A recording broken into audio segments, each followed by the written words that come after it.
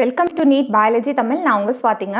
இன்னைக்கு என்ன டாபிக் பார்க்க போறோம் அப்படின்னு பார்த்தீங்கன்னா, கிளாஸ் 12th ஸ்டாண்டர்ட்ல ஆர்கானிசம்ஸ் அண்ட் பாப்புலேஷன் சாப்டர் தாங்க பார்க்க போறோம். நீங்க ஃபர்ஸ்ட் டைம் நம்ம சேனலுக்குள்ள வரதா இருந்தா மறக்காம நம்ம சேனலை சப்ஸ்கிரைப் பண்ணுங்க. வீடியோ பிடிச்சா லைக் பண்ணி ஷேர் பண்ணுங்க. இப்போ வாங்க நம்ம வீடியோக்குள்ள போகலாம். இதே மாதிரி கிளாஸ் 12th ஸ்டாண்டர்ட் என்சிஆர்டி வந்து ஃப்ரம் செக்ஷுவல் ரீப்ரொடக்ஷன்ஸ்ல இருந்து டில் நவ் வந்து இருக்க எல்லா சாப்டர்ஸும் நான் தமிழ்ல எக்ஸ்பிளைன் பண்ணியிருக்கேங்க. அதுக்கான லிங்க் வந்து கீழே டிஸ்கிரிப்ஷன்ல கொடுக்குறேன். அந்த பிளேலிஸ்ட்ல போய் செக் பண்ணி பாருங்க. ஓகே, நீங்க நீட்டுக்கு ப்ரிப்பேர் பண்ற ஸ்டூடெண்ட்ஸா இருந்தா உங்களுக்கு என்னுடைய ஆல் தி பெஸ்ட். இப்போ ஃபர்ஸ்ட் பார்த்தீங்கன்னா ஈகாலஜி அப்படின்னா என்ன? இப்போ ecology deals with interactions among different organisms and their environment. இப்போ ஈகாலஜி அப்படிங்கிறது ஒரு பர்டிகுலர் ஆர்கானிசம்ஸ் இருக்குன்னு வச்சுக்கோங்க. ஃபார் எக்ஸாம்பிள், ஒரு பிளான்ட் வந்து நம்ம வீட்டில் வந்து வச்சுருக்கோம்.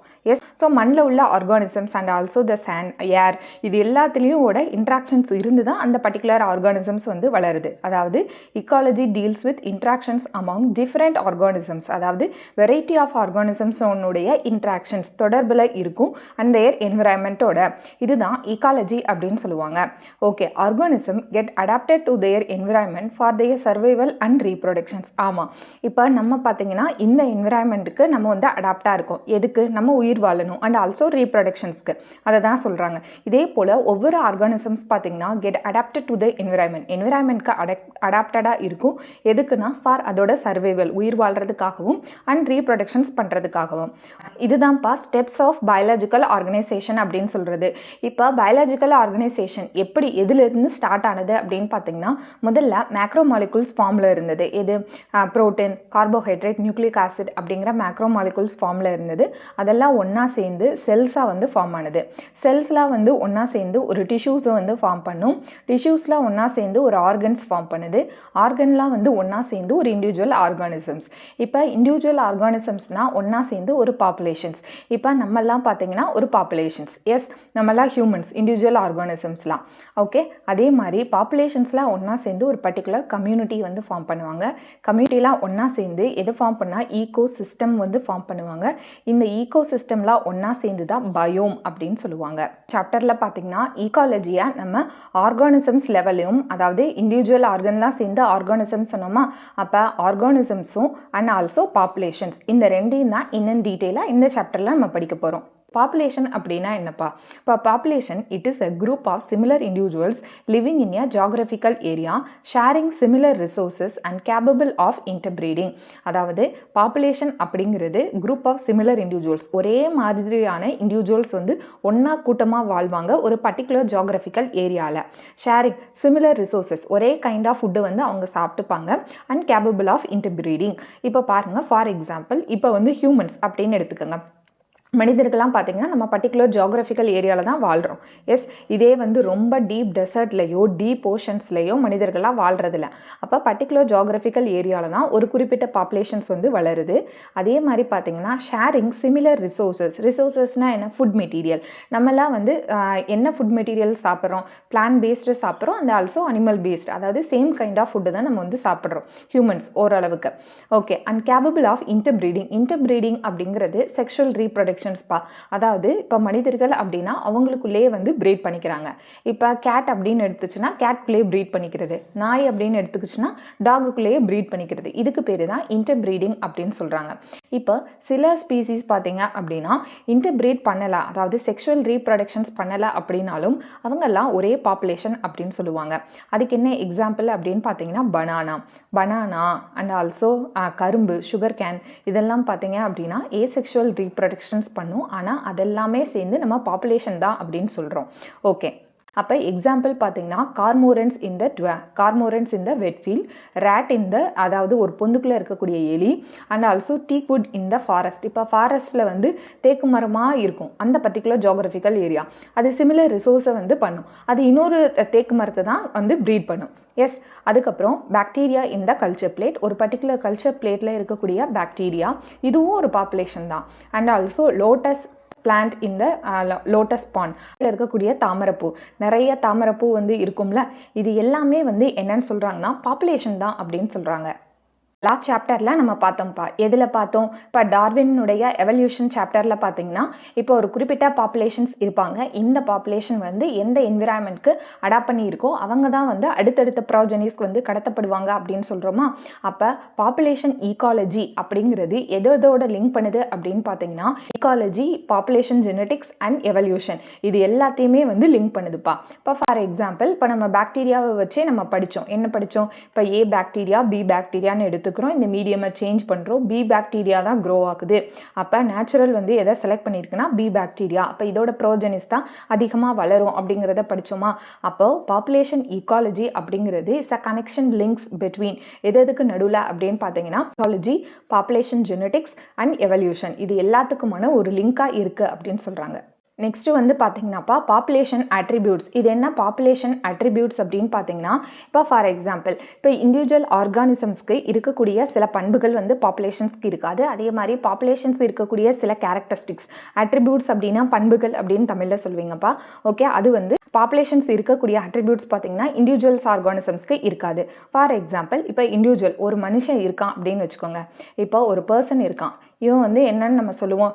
இவன் பிறந்தான், இல்லை இவன் வந்து செத்தான், இதுதான் நம்ம சொல்லுவோம். ஆனால் பாப்புலேஷன்ஸ் வந்து நம்ம அப்படி சொல்ல முடியாது. எப்படி சொல்லுவாங்க அப்படின்னா, பாப்புலேஷனை பொறுத்த வரைக்கும் பர்த் ரேட்டு டெத் ரேட் அப்படின்னு தான் சொல்லுவாங்க. அதாவது 100 பேர் இருந்தாங்க, அதில் வந்து 20 பேர் பிறந்திருக்காங்க. 100 பேர் இருந்தாங்க, அதில் 10 பேர் இறந்திருக்காங்க. இப்படி தான் நம்ம சொல்லுவோம்.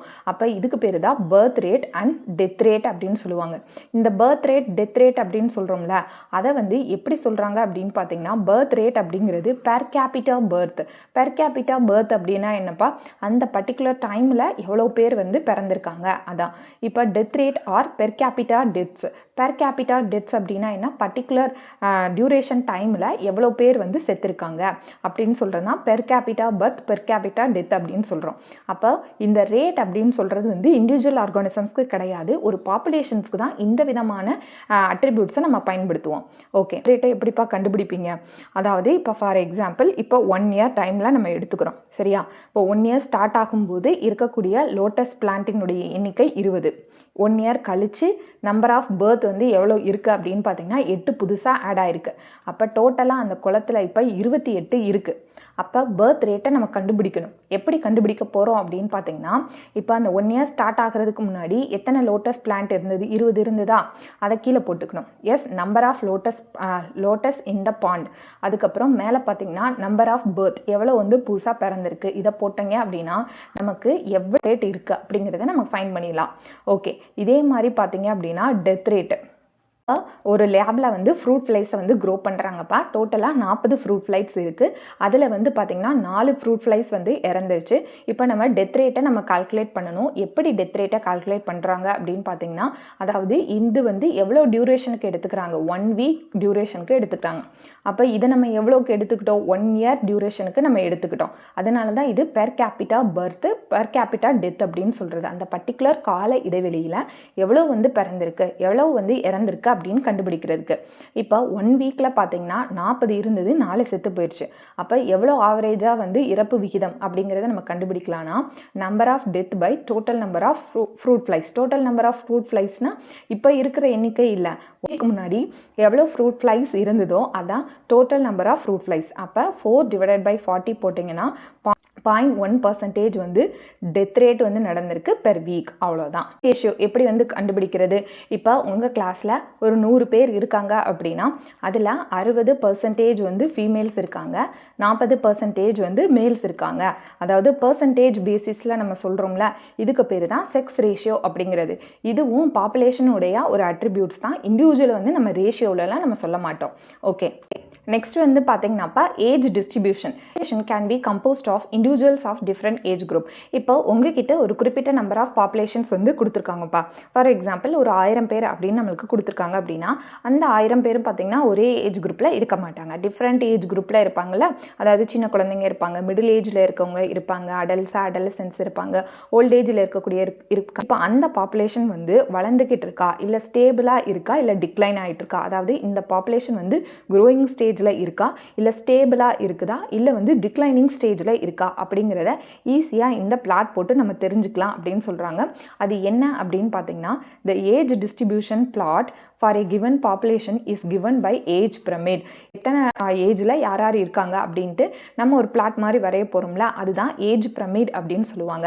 அந்த ஸ்ட்ரக்சர் ஆஃப் ஏஜ் பிரமிட், இப்போ ஏஜ் பிரமிட்னுடைய அந்த ஸ்ட்ரக்சரை வச்சுட்டு it determines the growth status of a population. அப்போ ஒரு பாப்புலேஷன் வந்து க்ரோத் ஸ்டேஜ், அதாவது வெதர் இட் இஸ் க்ரோயிங், வளர்ந்துட்டு இருக்கா, இல்லை ஸ்டேபிளாக இருக்கா, இல்லை டிக்ளைனிங்காக இருக்கா அப்படிங்கிறத நம்ம தெரிஞ்சுக்கலாம் அப்படின்னு சொல்கிறாங்க. ஓகே, இது வந்து ரொம்ப இம்பார்ட்டண்டான கொஷின்ஸ்ப்பா. இது வந்து ரொம்ப இம்பார்ட்டண்டான டாபிக். இதுல இருந்து எவ்ரி இயர் நீட்ல வந்து ஒரு கொஷின்ஸ் கேட்குறாங்க. ஸோ இதை நோட் பண்ணிக்கோங்க. இப்போ பாருங்க, ஒவ்வொரு சார்ட்டா பாருங்க, கொஞ்சம் கேர்ஃபுல்லா நான் சொல்றேன். இப்போ ஃபர்ஸ்ட் இது வந்து ப்ரீ ரீப்ரொடக்டிவ் ஸ்டேஜ்ப்பா. இப்போ ப்ரீ ரீப்ரொடக்டிவ் ஸ்டேஜ்னா என்ன, அதாவது சின்ன குழந்தைங்க ரீப்ரொடக்ஷன்ஸ்க்கு முன்னாடி இருக்கவங்க. இப்போ பாருங்க, ரீப்ரொடக்ஷன்ஸ் வந்து ஒரு 18 இயர்ஸ்க்கு பிஃபோர் அப்படின்னா அந்த 18 வயசுக்கு முன்னாடி இருக்கவங்க. ரீப்ரொடக்டிவ் ஏஜ் அப்படின்னா என்ன, அந்த ரீப்ரொடக்டிவ் ஏஜ் அதாவது இவங்கனால இன்னொரு ப்ரோஜெனிஸை கொடுக்க முடியும். சரியா? போஸ்ட் ரீப்ரொடக்டிவ் அப்படின்னா ஓல்ட் ஏஜ் பீப்புள். ஓகே, இப்போ இந்த பாப்புலேஷனில் இப்போ ஃபஸ்ட்டு இருக்கக்கூடிய இந்த சார்ட்டில் பார்த்தீங்க அப்படின்னா ப்ரீ ரீப்ரொடக்டிவ் வந்து அதிகமாக இருக்காங்க. ஆமாம் தானேப்பா? அதாவது ரீப்ரொடக்டிவ் ஃபேஜில் இருக்கிறவங்கள விட இவங்க தான் அதிகமாக இருக்காங்க. இப்போ எந்த ஒரு பாப்புலேஷன்ஸ்லையுமே ப்ரீ ரீப்ரொடக்டிவ் ஸ்டேஜில் இருக்காங்கல்ல, அதாவது அதிகமாக இருந்தால் தான் அந்த பாப்புலேஷன்ஸ் வந்து க்ரோயிங் பாப்புலேஷன், அதாவது எக்ஸ்பேண்டிங் பாப்புலேஷன் அப்படின்னு சொல்லுவாங்க. ஓகே, இப்போ செகண்ட் சார்ட்டில் பாருங்கள், இந்த ரெண்டுமே வந்து சேமாக ஒரே மாதிரி இருக்கா. அப்போ இதில் பாருங்கள், ப்ரீ ரீப்ரொடக்டிவும் ஒரே மாதிரி இருக்குது, ரீப்ரொடக்டிவ் ஒரே மாதிரி இருக்குது. ஓகேவா? அப்போ இதை என்ன சொல்லுவாங்க அப்படின்னா ஸ்டேபிள். இந்த பாப்புலேஷன் வந்து வளரவும் இல்லை குறையவும் இல்லை, ஒரே ஸ்டேபிளாக இருக்குது. ஓகே, அடுத்து மூணாவது சார்ட்டில் பாருங்கள், ப்ரீ ரீப்ரொடக்டிவ் ஸ்டேஜ் வந்து குறைஞ்சிருக்கு கம்பேரிட்டிவ் டு த ரீப்ரொடக்டிவ். ரீப்ரொடக்டிவ்ல இருக்கவங்க விட இவங்களுடைய எண்ணிக்கை வந்து கம்மியாக இருக்குது. அதை தான் இந்த சார்ட் வந்து ரெப்ரசன்ட் பண்ணுது. அப்போ எந்த ஒரு பாப்புலேஷன்ஸில் ப்ரீ ரீப்ரொடக்டிவ் மெம்பர்ஸ் வந்து கம்மியாக இருக்காங்களோ அந்த பாப்புலேஷன் வந்து டிக்ளைனிங். அதாவது பார்த்தீங்கன்னா இந்த அடலசன்ட் ஸ்டேஜில் இருக்காங்கல்ல, அவங்க தான் அடுத்து ரீப்ரொடக்டிவ் ஸ்டேஜுக்கு வர போகிறாங்க. எஸ், இப்போ இவங்களே கம்மியாக இருக்காங்க, அப்போ அடுத்து வந்து ரீப்ரொடக்ஷன்ஸ் பண்ணுறதுக்கு ஆள் இல்லை. அப்போ இந்த பாப்புலேஷன்ஸ் வந்து டிக்ளைனிங் பாப்புலேஷன்ஸ் அப்படின்னு சொல்கிறாங்க. ஓகே, இப்போ ஒரு ஏஜ் பிரமிட் கொடுத்துட்டு இது எக்ஸ்பேண்டிங்கா ஸ்டேபிளா டிக்ளைனிங் அப்படின்னு கேட்குறாங்க. நீங்கள் என்ன பார்க்கணும் அப்படின்னா லாஸ்ட்ல இருக்கக்கூடிய இந்த ரெண்டை மட்டும் பாருங்க. எஸ், இந்த ரெண்டு மட்டும் பாருங்க. சரியா? இப்போ இதுதான் வந்து ப்ரீ ரீப்ரொடக்டிவ் ஸ்டேஜ். இது அதிகமாக இருந்து இது கம்மியாக இருந்துச்சுன்னா அது எக்ஸ்பேண்டிங் க்ரோவிங் பாப்புலேஷன். ரெண்டுமே சேமாக இருந்ததுன்னா ஸ்டேபிள் பாப்புலேஷன். அடுத்து ப்ரீ ரீப்ரொடக்டிவோட மேலே அதிகமாக இருந்துச்சு அப்படின்னா அது வந்து டிக்ளைனிங் பாப்புலேஷன். அவ்வளோதான், ஈஸியாக பார்த்தோன்னே வந்து சொல்லிடணும். இது வந்து பார்த்தீங்கன்னாப்பா பாப்புலேஷன் சைஸ். இப்போ பாப்புலேஷன் சைஸ் அப்படின்னா என்ன? ஃபார் எக்ஸாம்பிள், இப்போ ஒரு பேர் ஒரு இடத்துல வந்து இருக்காங்க. ஃபார் எக்ஸாம்பிள், அது வந்து பிளான்ஸாக இருக்கலாம், அனிமல்ஸாக இருக்கலாம், எதாக இருக்கலாம். அப்போ இந்த பாப்புலேஷன் சைஸை டிட்டர்மைன் பண்ணுறது எது அப்படின்னு பார்த்தீங்கன்னா என்விரான்மெண்டல் ஃபேக்டர். ஆமாம் தானேப்பா? என்விரான்மெண்டல் ஃபேக்டர் ஒரு பாப்புலேஷன் சைஸை டிட்டர்மைன் பண்ணுது. அண்ட் ஆல்சோ அது வாழக்கூடிய இடம், ஹேபிட்டன்ஸ், அதாவது அது வாழக்கூடிய இடம் அந்த பாப்புலேஷன் சைஸை டிட்டர்மைன் பண்ணுது. And also competition between the organisms, அதுவும் அந்த பாப்புலேஷனுடைய சைஸை டிட்டர்மைன் பண்ணும். அண்ட் எக்ஸாம்பிள், பிளான்ஸாக இருந்தது அப்படின்னா பெஸ்டிசைடு வந்து நம்ம அடிப்போம், அதுக்கு ரெசிஸ்டண்ட்டாக இருக்கக்கூடிய ஆர்கானிசம்ஸ் தான் க்ரோ ஆகும். அதே மாதிரி இப்போ ஏதாவது ஸ்மால் அனிமல்ஸ் பாப்புலேஷனாக இருந்தது அப்படின்னா அந்த இடத்துல ப்ரெடேட்டாஸ்லேருந்து எது எஸ்கேப் ஆகி வாழுதோ அந்த ஆர்கானிசம்ஸ் தான் வளரும். அப்போ எல்லாமே வந்து எதுனா ஒரு பாப்புலேஷன் சைஸை வந்து டிட்டர்மைன் பண்ணுது. எஸ், சைபேரியன் கிரைன்ஸ் அட் பார்க்பூர் வெட்லேண்டில் பார்த்தீங்கன்னா ஒரு வருஷத்துக்கு லெஸ் தென் 10 இருக்கும், அதுதான் அதோட பாப்புலேஷன் சைஸ். இதே கிளாமைடோமோனாஸ் இந்த பாண்ட், ஒரு பாண்டில் கிளாமைடோமோனாஸ் பார்த்தீங்க அப்படின்னா மில்லியன் கணக்கில் இருக்கும். எஸ், இதுதான் அதோட சைஸ் அப்படிங்கிறது. ஓகே, அப்போ சைஸ் அப்படிங்கிறத பாப்புலேஷன் சைஸை நம்ம வேற என்ன விதமாக சொல்லலாம் அப்படின்னு பார்த்தீங்கன்னா is otherwise called as population density அப்படின்னு சொல்லலாம். ஏன், சில டைமில் பாப்புலேஷன் சைஸை வந்து நம்பரில் தான் குறிக்கணும் அப்படிங்கிற அவசியம் இல்லை. அது சில இடத்துல பார்த்தீங்க அப்படின்னா நம்பரில் சொல்கிறது நம்ம மீனிங்லெஸ்ஸாக இருக்கும். அமேசான் ஃபாரஸ்ட்டில் வந்து எவ்வளோ பிளான்ட் ஸ்பீசிஸ் வந்து இருக்குது அப்படிங்கிறத நம்ம எப்படி சொல்லுவோம்? நம்பரில் சொன்னோம் அப்படிங்கன்னா அது மீனிங்லெஸ்ஸாக இருக்கும். அப்போ அதை நம்ம எப்படி சொல்லுவோம் அப்படின்னா பாப்புலேஷன் டென்சிட்டி அப்படின்னு நம்ம சொல்லுவோம். டென்சிட்டி. இப்போ பாப்புலேஷன் சைஸை சில இடத்துல நம்பரில் சொல்கிறது மீனிங்லெஸ்ஸாக இருக்கும், அதுக்கு பதிலாக நம்ம அதை பாப்புலேஷன் டென்சிட்டி அப்படின்னு சொல்கிறோம். சைஸை வந்து நம்ம நம்பரில் சொன்னோம் அப்படின்னு பார்த்தீங்கன்னா சில சமயம் வந்து இது வந்து மீனிங்லெஸ்ஸாக இருக்கும் அப்படின்னு சொன்னோமா.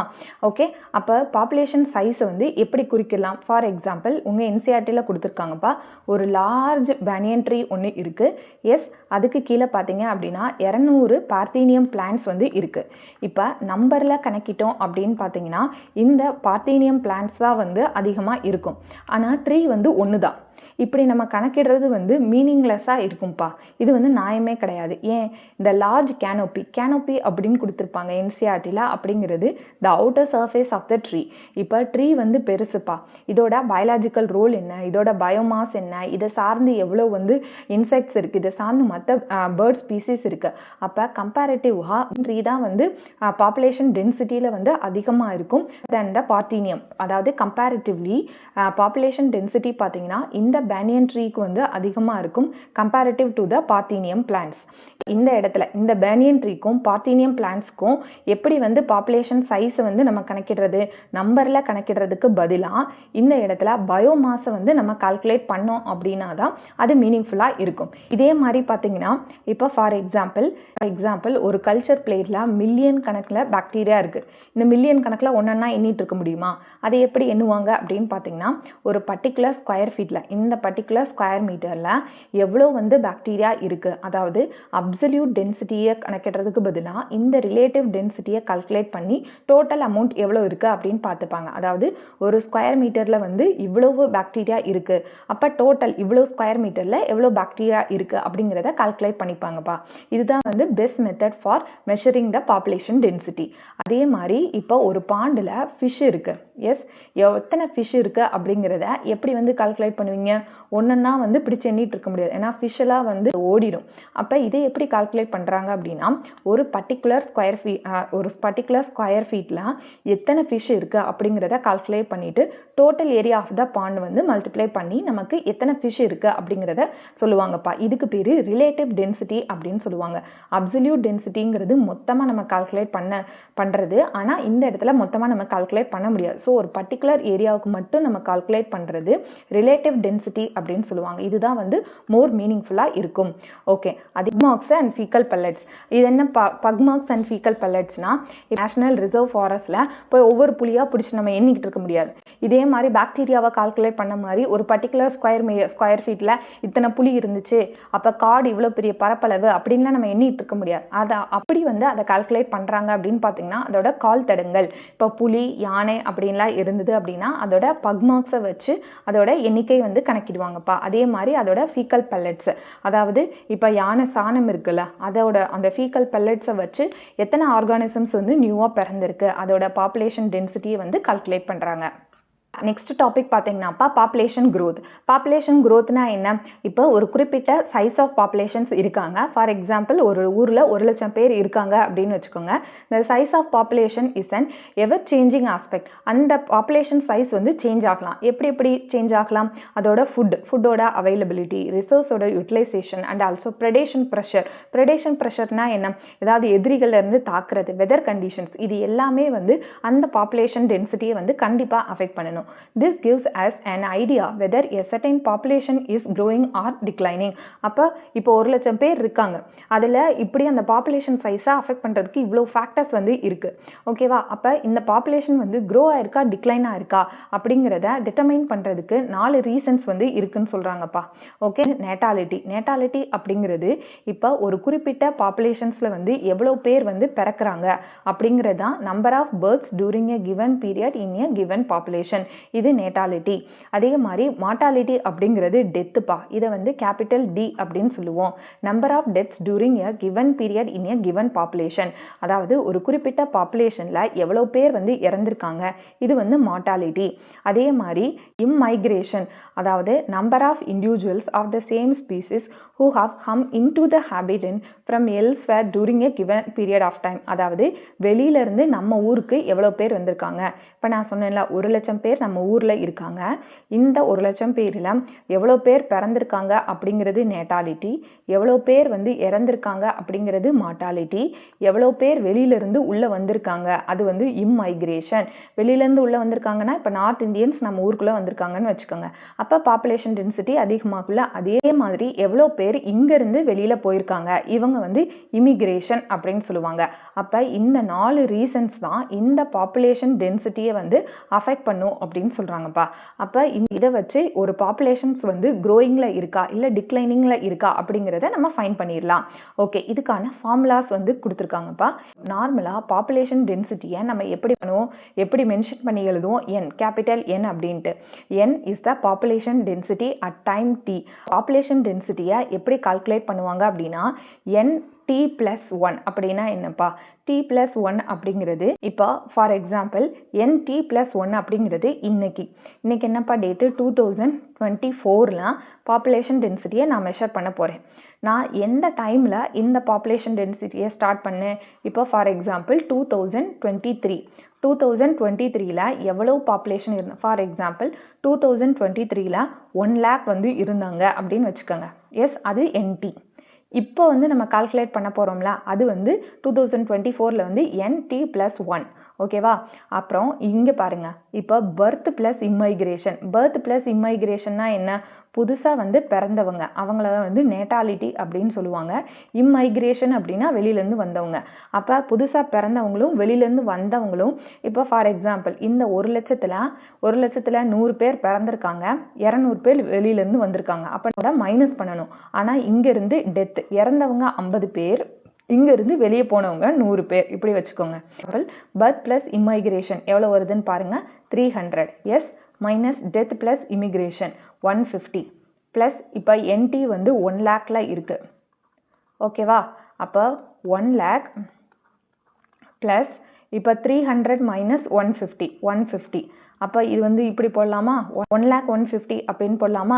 அப்போ என்டி பிளஸ் 1 வந்து 2024ல் எவ்வளவு, 1,150,000. அதாவது பாப்புலேஷன் சைஸ் வந்து இன்க்ரீஸ் ஆயிருக்கு அப்படிங்கிறத ஈஸியாக நம்ம ஃபைன் பண்ணிக்கலாம். அண்டர் நார்மல் கண்டிஷன்ஸில் ஒரு பாப்புலேஷன் டென்சிட்டியை டிட்டர்மைன் பண்ணுறது பார்த்தீங்கன்னா பர்த் அண்ட் டெத் தான்.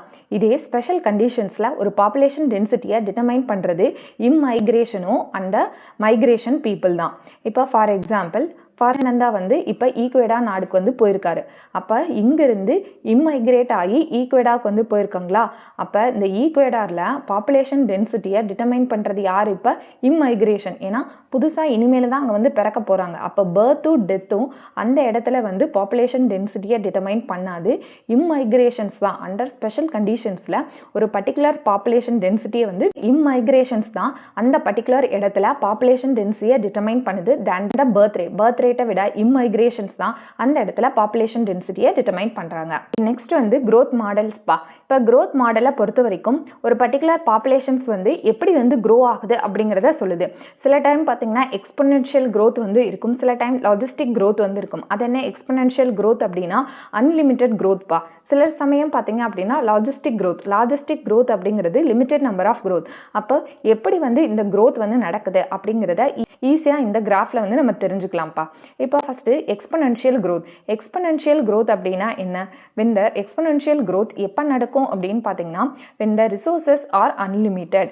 இருக்கு எக்ஸ்பொனென்ஷியல் அப்படின்னா அன்லிமிட்டெட் growth, பயங்கரமாக வந்து க்ரோ ஆகும். when the resource are unlimited resource இருக்கும்போது population tends to grow in an exponential pattern. exponential pattern அது பாட்டு கிராஸாக வளர்ந்துக்கிட்டே போகும், ரீப்ரொடக்ஷன் ஆகிக்கிட்டே இருக்கும்.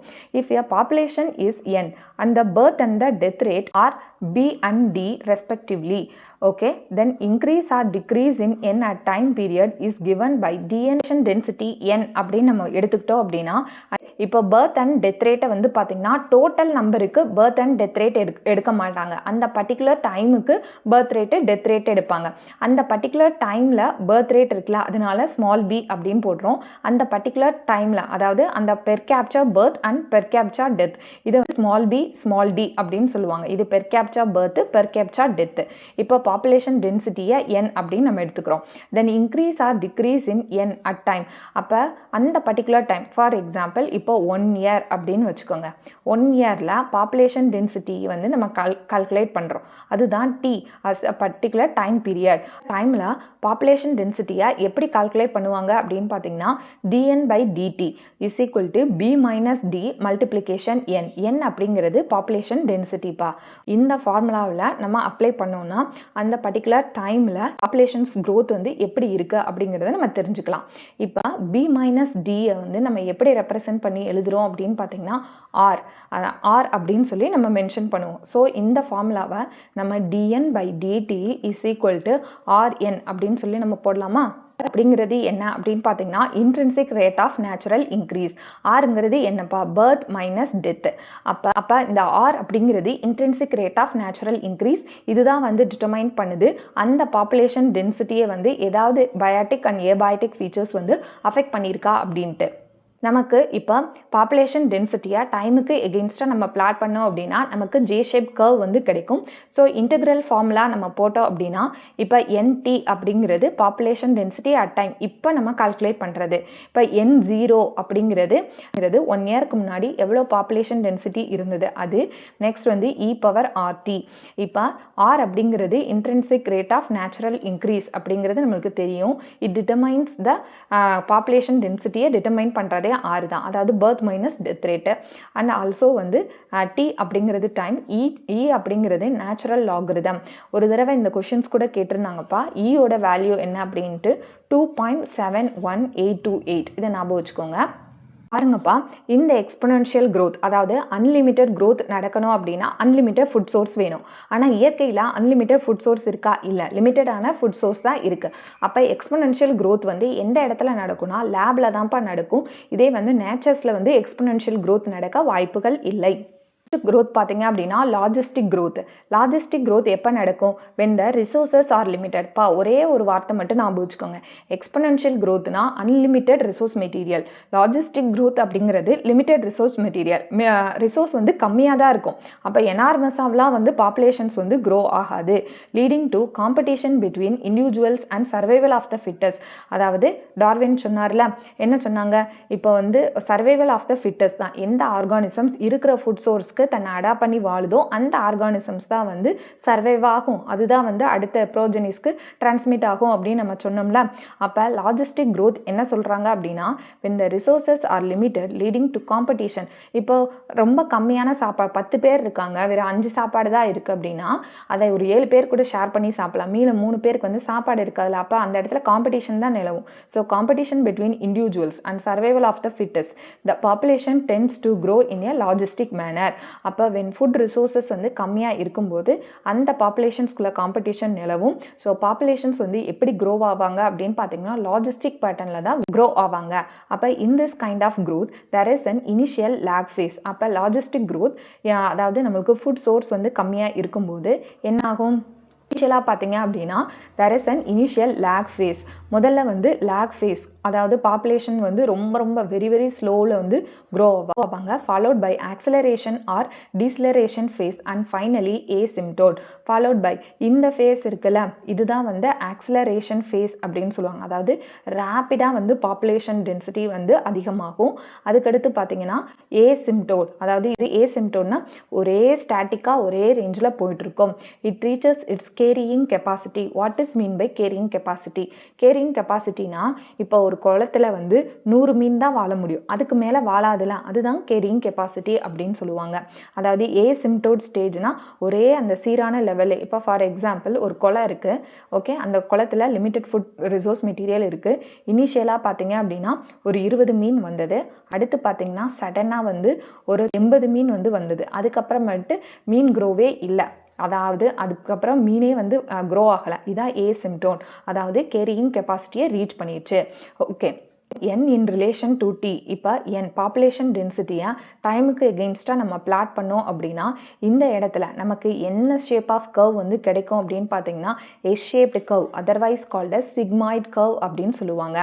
Okay, this type of population growth, அதாவது இந்த சிக்மாய்டு ஆர் எஸ் ஷேப்பில் இருக்கக்கூடிய இந்த பாப்புலேஷன் growth இருக்குல்ல, இதுக்கு பேர் என்ன சொல்லுவாங்கன்னா வேர்ல்ட்ஸ் பியர் லாஜிஸ்டிக் growth அப்படின்னு சொல்லுவாங்க. இதோட ஃபார்முலா பார்த்தீங்க அப்படின்னா dn/dt is equal to rn. r அப்படிங்கிறது intrinsic rate of natural increase, n அப்படிங்கிறது population density, k அப்படிங்கிறது carrying capacity minus n, அதாவது population density by carrying capacity. அது அப்படிங்கிறது population density at time, r அப்படிங்கிறது intrinsic rate of natural increase, k அப்படிங்கிறது carrying capacity. Life history variations பா. இப்போ population tend to increase their reproductive fitness in order to survive better. population size வந்து எப்பப்பா increase ஆகும், எந்த organism வந்து ரீப்ரொடக்டிவாக ஃபிட்டாக இருக்கோ அதோட சைஸ் தான் இன்க்ரீஸ் ஆகும் அப்படின்னு சொன்னோம்னா this is known as Darwinian fitness. அதாவது ஹை ஆர் வேல்யூ வந்து இருக்கும், அதாவது intrinsic rate of natural increase, அதாவது பர்த் மைனஸ் டெத்.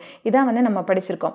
பட் சில ஆர்கானிசம்ஸ் பார்த்தீங்க அப்படின்னா ஃபிட்டாக இருந்தாலும் கூட அதோட ரீப்ரொடக்ஷன்ஸ் எபிலிட்டி வந்து ஒவ்வொரு ஆர்கானிசம்ஸ்க்கும் டிஃபரெண்ட்டாக இருக்கும். ஃபார் எக்ஸாம்பிள் சில ஆர்கானிசம்ஸ் பார்த்தீங்கன்னா பிரீட், அதை once in their life time, அதோட லைஃப் டைம்லேயே ஒரே ஒரு தான் பிரீட் பண்ணும். அதுக்காக இது வந்து இல்ல அப்படிங்கறத நம்ம சொல்ல முடியாது. பசிபிக் சால்மன் ஃபிஷும் பேம்பு இதெல்லாம் லைஃப் டைம்ல ஒரே ஒரு தடவை தான் வந்து பிரீட் பண்ணும். அதே மாதிரி சம் பிரீட் மெனி டைம், சிலது வந்து பாத்தீங்கன்னா நிறைய தடவை வந்து பிரீட் ஆகும். For example birds and mammals. இது பாத்தீங்க அப்படின்னா some produce a large number of small sized offsprings, அதாவது நிறைய வந்து குட்டி போடும், அது வந்து குட்டி குட்டியா இருக்கும். எக்ஸாம்பிள் பார்த்தீங்கன்னா oyster. Some produce small number of large sized offspring. சிலது சைஸ்ல பெருசா இருக்கும் பட் நம்பர்ல வந்து கம்மியா இருக்கும். எப்படி? Example birds and mammals. Next வந்து பாப்புலேஷன் இன்ட்ராக்ஷன் பா. அதாவது உலகத்துல பார்த்தீங்க அப்படின்னா எந்த ஒரு லிவிங் ஆர்கானிசம்ஸுமே தனிச்சு தன்னந்தனியா வாழ முடியாது. இது இன்னொரு லிவிங் ஆர்கானிசம்ஸோ இன்னொரு ஆர்கானிசம்ஸை சார்ந்துதான் வந்து வாழணும். இதுக்கு பேரு தான் பாப்புலேஷன் இன்ட்ராக்ஷன் அப்படின்னு சொல்லுவாங்க. ஃபார் எக்ஸாம்பிள் இப்போ ஒரு பிளான்ட்டை வந்து நம்ம ஒரு சாயில்ல நட்டு வைக்கிறோம் அப்படின்னா சாயிலில் இருக்கக்கூடிய மைக்ரோப்ஸ் தான் வந்து ஆர்கானிக் மேட்டரை பிரேக் பண்ணி இந்த பிளான்ட்டுக்கு தேவையான நியூட்ரியன்ஸை கொடுக்குது. எஸ், இதே அந்த பிளான்ட் வந்து க்ரோ ஆனதுக்கு அப்புறம் பார்த்தீங்கன்னா அந்த பிளான்ட்டுக்கு தேவையான பாலினேஷன் வந்து எப்படிப்பா பண்ணும்? ஃப்ளார்ஸில் வந்து இன்செக்ட்ஸினுடைய ஹெல்ப்னால தான் பண்ணும். அப்போ ஒரு பிளான்ட் க்ரோ ஆகணும் அப்படின்னாலே சாயிலில் இருக்கக்கூடிய மைக்ரோப்ஸ் அண்ட் இன்செக்ட்ஸ், அப்போ எவ்ரிதிங் எல்ஸ் வந்து ஒரு இன்ட்ராக்ட் ஆனாதான் ஒரு பிளான்ட்டே வந்து க்ரோ ஆக முடியும். இதே மாதிரி ஒரு ஸ்பீசிஸ் இன்னொரு ஸ்பீசிஸினுடைய சார்ந்து தான் வந்து வாழும்பா. இதுதான் பாப்புலேஷன் இன்ட்ராக்ஷன். இந்த சார்ந்து வாழுதுல ஒரு ஸ்பீசிஸ் இன்னொரு ஸ்பீசிஸ்னுடைய இன்ட்ராக்ட் ஆகுதுல, இந்த இன்ட்ராக்ஷன்ஸ் வந்து பாத்தீங்கன்னா between two different species of organism they can be. இந்த இன்ட்ராக்ஷன் இப்ப ரெண்டு ஆர்கானிசம்ஸ் வந்து ஒன்னு சார்ந்து வாழுது அப்படின்னா அது வந்து either beneficial or harmful to one or both partners. அதாவது ரெண்டு பேர் வந்து சேர்ந்திருக்காங்க அப்படின்னா ரெண்டு பேருக்குமே பெனிஃபிட்டா அமையலாம், இல்லைனா or harmful to one or both partners, ரெண்டு பேருக்குமே ஹார்ம்ஃபுல்லா அமையலாம், இல்லைனா ஒருத்தவங்களுக்கு வந்து பாசிட்டிவாகவும் இன்னொருத்தவங்களுக்கு நெகட்டிவா அமையலாம். அதாவது ரெண்டு ஃப்ரெண்ட்ஸ் நீங்க சேர்ந்துருக்கீங்க, ரெண்டு பேரும் சேர்ந்து நல்லா படிக்கலாம், ரெண்டு பேருமே சேர்ந்து படிக்காமலேயும் போகலாம். அதுல ஒருத்தவங்க நல்லா படிச்சுட்டு இன்னொருத்தவங்க படிக்காம இருக்கலாம். எனிதிங் வந்து ஹேப்பன்ஸ்ல. இதுதான் பாப்புலேஷன் இன்ட்ராக்ஷன் அப்படின்னு சொல்றாங்க. இந்த பாப்புலேஷன் இன்ட்ராக்ஷன் என்சிஆர்டில கொடுத்துருக்காங்கப்பா. இதுல சில சிம்பிள்ஸ் வந்து கொடுத்துருப்பாங்க. இப்ப பாசிட்டிவ் பிளஸ் சிம்பிள் அப்படிங்கிறது எதுக்காக கொடுக்குறாங்க அப்படின்னா பெனிஃபிஷியல் ஸ்பீசிஸ்க்கு பிளஸ் சிம்பிள் கொடுக்குறாங்க. இதே வந்து மைனஸ் வந்து எதுக்கு கொடுக்குறாங்க அப்படின்னு பாத்தீங்கன்னா வந்து லூசர்ப்பா. இவங்க 0 லூஸ் பண்றாங்க, இவங்களும் லூஸ் பண்றாங்க. அப்ப ரெண்டு பேருமே காம்படிஷன்ல ஒண்ணுக்கு ஒண்ணு அடிச்சு செத்து போயிடுறாங்க. ஓகே, அதே மாதிரி சில ஸ்பீசிஸ் பாருங்க, ஒருத்தவங்க பெனிஃபிட் அடைகிறாங்க, ஒருத்தவங்க வந்து லூசரா இருக்காங்க. இவங்க வந்து ப்ரெடேஷனாகவும் இருக்கலாம், பாராசைட்டிசமாகவும் இருக்கலாம். ப்ரெடேஷன்னா என்ன? ஈஸி, பாம்பு தவளையை பிடிச்சு சாப்பிட்றது. அப்போ பாம்பு கெயின் பண்ணிடுச்சு, தவளை லூஸ் பண்ணிடுச்சுல. மாதிரி பாராசைட்டிசம்னா என்ன? இந்த ஒட்டுண்ணி அப்படின்னு சொல்லுவாங்கப்பா. நம்ம குடல் புழுக்கள்லாம் இருக்குல்ல, அது நம்ம பாடியில் இருக்கக்கூடிய நியூட்ரியன்ஸ்லாம் உறிஞ்சிக்கிறது. அப்போ இது கெயின் பண்ணிக்கிறது, நம்ம லூஸ் பண்ணிக்கிறோம். எஸ், அப்போ ப்ரெடேஷன் அண்ட் பாராசைட்டிசம்லாம் பார்த்தீங்கன்னா ஒரு ஸ்பீசிஸ் கெய்னராகவும் இன்னொரு ஸ்பீசிஸ் லூசராகவும் இருப்பாங்க. ஓகே, நெக்ஸ்ட் வந்து கமென்சாலிசம். கமென்சாலிசம்னா ஒருத்தவங்க வந்து கெயின் பண்றாங்க, இன்னொருத்தவங்களுக்கு எந்த பாதிப்பும் இல்லை. இது வந்து நியூட்ரல் அப்படின்னு சொல்லுவாங்க. ஓகே, இன்னொன்று வந்து பார்த்தீங்கன்னா அமென்சாலிசம். அமென்சாலிசம் அப்படின்னா என்ன? ஒருத்தவங்க வந்து லூஸ் பண்றாங்க, ஒருத்தவங்க வந்து லூசரா இருப்பாங்க, ஒருத்தவங்களுக்கு எந்த பாதிப்புமே இல்லை. ஓகே, அதாவது கமென்சாலிசமும் அமென்சாலிசம் ஒரே மாதிரி தான்ப்பா வரும். கமென்சாலிசம் பார்த்தீங்கன்னா ஒருத்தவங்க கெயின் பண்ணுறாங்க, இன்னொருத்தவங்க நியூட்ரலாக இருக்காங்க. அமென்சாலிசம் அப்படிங்கிறது ஒருத்தவங்க லூஸ் பண்ணுறாங்க, இன்னொருத்தவங்க வந்து நியூட்ரலாக இருக்காங்க. ஓகே, நெக்ஸ்ட் பார்த்தீங்க அப்படின்னா ப்ரெடேட்டர்ஸ்பா. அதாவது ப்ரெடேட்டர்ஸ் அப்படின்னா என்ன, ப்ரெடேட்டர்ஸ்னுடைய இம்பார்ட்டன்ட் ரோல் என்ன அப்படிங்கிறத பார்க்கறதுக்கு முன்னாடி இப்போ பாருங்க, ஆட்டோட்ரோபிக் ஆர்கானிசம்ஸ் அப்படின்னா என்னப்பா, பிளான்ட்ஸ். அதாவது பிளான்ட்ஸ் பார்த்தீங்க அப்படின்னா the primary producers of the earth அப்படின்னு சொல்லுவாங்க. ஒட்டுமொத்த எர்த்துக்குமே வந்து உணவு ஆதாரங்களை தயாரிக்கிறவங்க யார் அப்படின்னு பார்த்தீங்கன்னா பிளான்ட்ஸ் தான். இப்போ பிளான்ட்ஸில் ப்ரொடியூஸ் பண்ணக்கூடிய அந்த ஃபுட்டு பார்த்தீங்கன்னா பிளான்ட்டே வச்சுக்கிருச்சு அப்படின்னா ஆர்கானிசம்ஸ்க்கு வந்து ஃபுட்டு இருக்காது. அப்போ இந்த ப்ரெடேட்டர் மூலமாக தான் பிளான்ட்ல இருக்கக்கூடிய அந்த ஃபுட்டு பார்த்தீங்கன்னா ஹையர் ட்ரோபிக் லெவலுக்கு கடத்தப்படுது அப்படின்னு சொல்றாங்க. ஃபார் எக்ஸாம்பிள் இப்போ பாருங்க, ஒரு பிளான்ட் இருக்கு, அந்த பிளான்ட்டை வந்து ஒரு ஆடு சாப்பிடுது, அந்த ஆடை பார்த்தீங்க அப்படின்னா ஒரு புலி சாப்பிடுது. அப்போ அடுத்தடுத்த ட்ரோபிக் லெவலுக்கு அந்த எனர்ஜி வந்து கடத்தப்படணும் அப்படின்னா அதுக்கு ப்ரெடேஷன்ஸ் அப்படிங்கிறது ரொம்ப இம்பார்ட்டன்ட் ரோல் பண்ணுது அப்படின்னு சொல்றாங்க. ஓகே, அது மட்டும் இல்லாம இப்போ ப்ரெடேட்டர்ஸ் அப்படின்னா உடனே நமக்கு ஞாபகம் வருது என்னன்னா, டிஸ்கவரி சேனல்ல அழகா வந்து ஒரு புலி வந்து ஒரு மானை பிடிச்சு சாப்பிடும். இதுதான் நம்மளை பொறுத்த வரைக்கும் ப்ரெடேஷன் அப்படின்னு நம்ம நினைச்சிட்டு இருக்கோம். அதாவது ஏதாவது ஒரு உயிரினம் இன்னொன்னு வந்து அடிச்சு கொன்னு சாப்பிட்டதுனா தான் அது வந்து ப்ரெடேஷன் அப்படின்னு நினைச்சிட்டு இருக்கோம். ஆனா இயற்கையில அப்படி கிடையாதுப்பா. பேர்ட் பாத்தீங்க அப்படின்னா ஒரு சீடை வந்து ஒரு மரத்துல உள்ள ஒரு சீடை வந்து சாப்பிடுது அப்படின்னா அதுவுமே ஒரு ப்ரெடேஷன்ஸ் தான். அதே மாதிரி ஒரு ஆடு ஒரு புல்ல மேய்து அப்படின்னா அதை நம்ம ஹெர்பிவோரஸ் அப்படின்னு சொல்லி அதை ஒரு தனி ரேஞ்சில் வச்சிருக்கோம். ஆனா இதுவுமே ஒரு ப்ரெடேஷன்ஸ் தான். இப்ப நம்ம போய் ஒரு இலையை பிடிச்சு சாப்பிட்டாலும் இதுவுமே ஒரு ப்ரெடேஷன்ஸ் தான். அதாவது ஒரு ஆர்கானிசம்ஸ் இன்னொரு ஆர்கானிசம்ஸை சாப்பிட்டாலே அது வந்து ப்ரெடேஷன் அப்படின்னு சொல்றாங்க. இப்போ ப்ரெடேஷன்ஸ்னுடைய மிக முக்கியமான ஒரு ரோல் நம்ம பார்த்துட்டோம்ப்பா. ஒன்று என்ன அப்படின்னா எனர்ஜியை வந்து அடுத்தடுத்த ட்ராஃபிக் லெவலுக்கு வந்து டிரான்ஸ்மிட் பண்ணுறது. ஏஆர் ஃப்ரம் எனர்ஜியை வந்து அடுத்தடுத்த ட்ராஃபிக் லெவலுக்கு கடத்தப்படுறது மட்டும் இல்லாமல் ப்ரெடேஷன்ஸ் பார்த்தீங்கன்னா கண்ட்ரோல் த ப்ரே பாப்புலேஷன்ஸ் வந்து ப்ரெடேஷன்ஸ் வந்து கண்ட்ரோல் பண்ணுது அப்படின்னு சொல்கிறாங்க. எப்படி ப்ரே பாப்புலேஷன்ஸை ப்ரெடேஷன்ஸ் வந்து கண்ட்ரோல் பண்ணுது அப்படின்னா, இப்போ ப்ரெடேட்டர்னு ஒருத்தவங்க இல்லவே இல்லை அப்படின்னா அந்த ப்ரே பாப்புலேஷனுடைய எண்ணிக்கை வந்து பல மடங்கு அதிகமாகும். அதனால வந்து இன்ஸ்டெபிலிட்டி வந்து நிலவும்பா. ஃபார் எக்ஸாம்பிள் இப்போ ஒரு மான் இருக்கு, அந்த மானை சிறுத்தையோ புலியோ அடிச்சே சாப்பிடல. சிறுத்தை புலி சிங்கம் மானவே அடிச்சு சாப்பிடல. அப்ப மான்களினுடைய எண்ணிக்கை வந்து மிக அதிகமா பெருகிறோம். இது வந்து பயாலஜிக்கல் இன்ஸ்டெபிலிட்டியை கொடுக்கும் அப்படின்னு சொல்றாங்க. அப்ப ப்ரெடேஷன்ஸ் ஒன்று இருந்தாதான் அந்த ப்ரே பாப்புலேஷனை கண்ட்ரோல் பண்ண முடியும். இதுக்கு ஒரு எக்ஸாம்பிள் சொல்றாங்கப்பா. அதாவது எக்ஸாக்டிக் ஸ்பீசிஸ் அப்படின்னு சொல்லுவாங்க. எக்ஸாக்டிக் ஸ்பீசிஸ் அப்படின்னா அந்த ஜியோகிராபிக்கல் ஏரியாவுக்கு சம்பந்தமே இல்லாத வேற ஒரு ஜியோகிராபிக்கல் ஏரியாவில இருந்து ஒரு ஸ்பீசிஸை கொண்டு வந்து ஒரு பிளான்ட்டை கொண்டு வந்து நட்டு வைக்கிறாங்க. அது பார்த்தீங்க அப்படின்னா சுமார் எனார்மஸா, அதாவது கணக்கு வழக்கு இல்லாம அது வந்து க்ரோ ஆயிருச்சு. ஏன்னா அதுக்கான ப்ரெடேஷன்ஸ் வந்து இல்லை இந்த இடத்துல. ஏன்னா புதுசா அந்த ஒரு ஜியோகிராபிக்கல் ஏரியால கொண்டு வந்து வச்சிருக்காங்க. அப்போ இது கண்ட்ரோல் பண்ணணும் அப்படின்னா இதுக்கு ஒரு ப்ரெடேட்டர் வந்து கண்டிப்பா வந்து தேவை. இதுக்கு ஒரு எக்ஸாம்பிள் சொல்றாங்கப்பா. என்ன எக்ஸாம்பிள் அப்படின்னு பார்த்தீங்கன்னா, ஆஸ்திரேலியாவில் பிரிக்லி பியர் கேக்டஸ் அப்படிங்கிறது, அதாவது 1920 பார்த்தீங்கன்னா ஆஸ்திரேலியாவில் பிரிக்லி பியர் கேக்டஸ் அப்படிங்கிற ஒரு பிளான்ட்டை வந்து நட்டு வச்சாங்கப்பா. அது பார்த்தீங்க அப்படின்னா சுமார் எனார்மஸ் ஹேவோக் அப்படின்னு கொடுத்துருப்பாங்க. ஹேவோக் அப்படின்னா பல 100 ஹெக்டேருக்கு வந்து அது வந்து பரவிடுச்சு. ஏன் அப்படின்னா இதை சாப்பிடக்கூடிய பூச்சிகளோ இதை சாப்பிடக்கூடிய விலங்கினங்களோ அதாவது ப்ரெடேஷன்ஸ் வந்து அங்கே இல்லை. அப்போ இதை எப்படி கண்ட்ரோல் பண்ணுறது அப்படின்னு பார்த்து இந்த பிரிக்லி பியர் கேக்டஸை சாப்பிடக்கூடிய மாத்தை வந்து அதோட ஒரிஜினல் நேச்சுரல் ஜியோகிராபிக்கல் ஏரியாவிலேருந்து கொண்டு வந்து விட்டாங்க. அதுக்கப்புறம் தான் இதோட பாப்புலேஷன்ஸ் வந்து கம்மியாச்சு.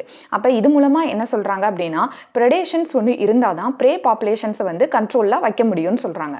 வயல்ல வந்து தவளை அதிகமா இருக்கு. அந்த தவளையை வந்து கில் பண்ணணும் அப்படின்னா என்ன பண்ணணும், ஒன்று பெஸ்டிசைடு தான் வந்து அடிக்கணும். அதுக்கு பதிலாக இவங்க என்ன பண்றாங்க அப்படின்னா ஒரு ஸ்னேக்கை விட்டோம் அப்படின்னா அந்த தவளையை வந்து பிடிச்சு சாப்பிட்றோம். அதனால நம்ம பெஸ்டிசைட்ஸ் வந்து அடிக்க தேவையில்லை. அப்ப இந்த ப்ரெடேஷன்ஸ் அப்படிங்கிற முறை பயாலஜிக்கல் கண்ட்ரோல் இன் அக்ரிகல்ச்சர்ல வந்து பயன்படுதுன்னு சொல்றாங்க. ஓகே, நெக்ஸ்ட் வந்து பாத்தீங்கன்னா மெயின்டைனிங் த ஸ்பீசிஸ் டைவர்சிட்டி. இப்போ அமெரிக்காவில் பசிபிக் பெருங்கடல்ல பார்த்தீங்க அப்படின்னா ஒரு பர்டிகுலர் ஏரியாவில் இருக்கக்கூடிய அந்த ஸ்டார் ஃபிஷ்லாம் வந்து எடுத்துட்டாங்கப்பா. இயர் ஒரு வருஷத்துக்குள்ள பார்த்தீங்க அப்படின்னா மோர் தென் 10 ஸ்பீசிஸ் ஆஃப் இன்வெர்டபிரேட்ஸ் அழிஞ்சே போயிருச்சு. எதுக்காக அப்படின்னு பார்த்தீங்கன்னா ஏன்னா ப்ரெடேட்டர் தான் இல்லையே, ஸ்டார் ஃபிஷ் இல்லையே, அதனால அதனுடைய எண்ணிக்கை அதிகமாகி அதுங்களுக்குள்ளே காம்படிஷன் வந்து நடந்து, அதாவது இன்டர் ஸ்பெசிபிக் காம்படிஷன் நடந்து இயர்லேயே வந்து அழிஞ்சே போயிருச்சு.